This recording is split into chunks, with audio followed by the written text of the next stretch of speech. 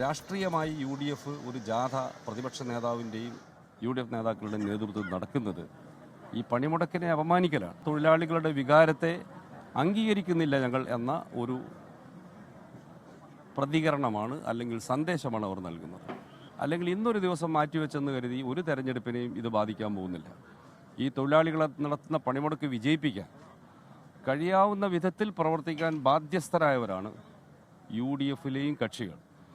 ഇത് വളരെ ഖേദകരമായ ഒരു സാഹചര്യമാണെന്നാണ് എനിക്ക് പറയാനുള്ളത്.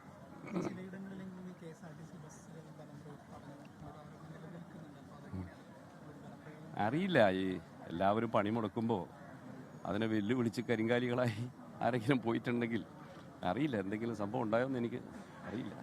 ബലം പ്രയോഗിച്ചും അക്രമം നടത്തിയും ഒന്നും ചെയ്യേണ്ടതില്ലെന്നാണ് ഞങ്ങൾ പൊതുവിലെടുത്ത നിലപാട്.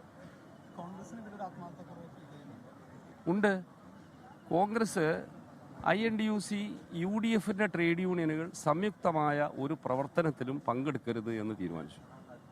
അതിൻ്റെ കാര്യമില്ലല്ലോ, ട്രേഡ് യൂണിയനുകളല്ലേ ചെയ്യുന്നത്. ഇതെല്ലാം അറിഞ്ഞുകൊണ്ടല്ലേ INTUCയുടെ അഖിലേന്ത്യാ പ്രസിഡന്റ് ഉൾപ്പെടെ തീരുമാനിച്ച് പണിമുടക്കാൻ തീരുമാനിച്ചത്.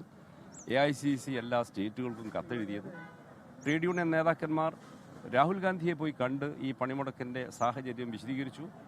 അദ്ദേഹം അത് ബോധ്യപ്പെട്ട് ഇതിന് പിന്തുണ പ്രഖ്യാപിച്ചു. ഇങ്ങനെയൊക്കെയുള്ളൊരു സാഹചര്യം ഉണ്ടായിട്ടും കേരളത്തിലെ കോൺഗ്രസിന് അത് മനസ്സിലാവുന്നില്ല എന്ന് പറഞ്ഞു. ഈ കേരളത്തിൽ മാത്രമാണോ ഇങ്ങനൊരു? കേരളത്തിൽ മാത്രമാണ്. INTUC മറ്റെല്ലാ സംസ്ഥാനങ്ങളിലും സംയുക്ത പ്രവർത്തനത്തിലാണ്. സംയുക്ത കൺവെൻഷനുകൾ, പ്രകടനങ്ങളൊക്കെ പങ്കെടുക്കുന്നുണ്ട്, പൊതുയോഗത്തിൽ പങ്കെടുക്കുന്നുണ്ട്. കേരളത്തിലെ INTUC, കോൺഗ്രസ് INTUCയെ വിലക്കിയിരിക്കുക.